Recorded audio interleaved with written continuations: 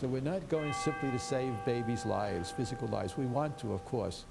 We're going there to change hearts, to change souls. We can't do that.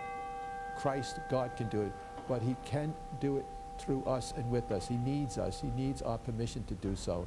My name is Monsignor Philip Riley.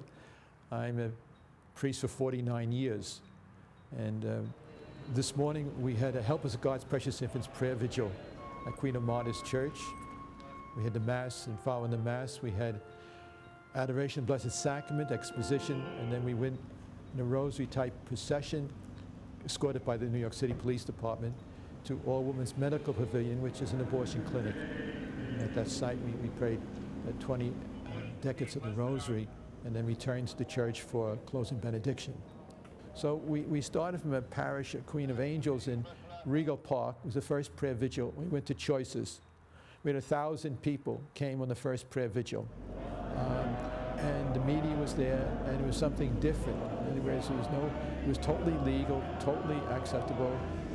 The police actually accompanied us as they did today, you see.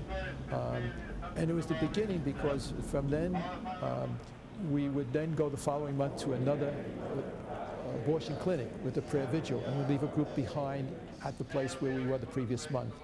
And so eventually we started to do vigils throughout the diocese and setting up groups of people to pray and counsel at the places where we had gone. But we are succeeding, because in 2006 and 7, the statistics just came in, which is mind-boggling.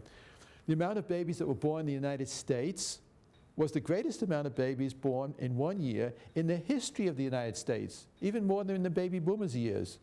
The amount of young people who kept their children was the greatest amount that they have recorded.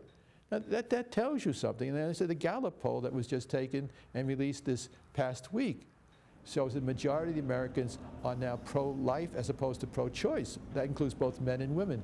So that the impact of God's people being present at these sites is incredibly important from the point of view of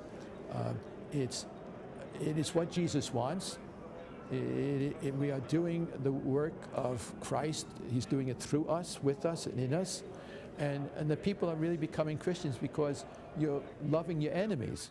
And it's that constant drop of water which puts the hole in the rock rather than the big splash. It's the constant presence and prayerful presence outside these places, relentlessly, endlessly, until we win. And the God's people are doing it, and that's a tremendous blessing to the world.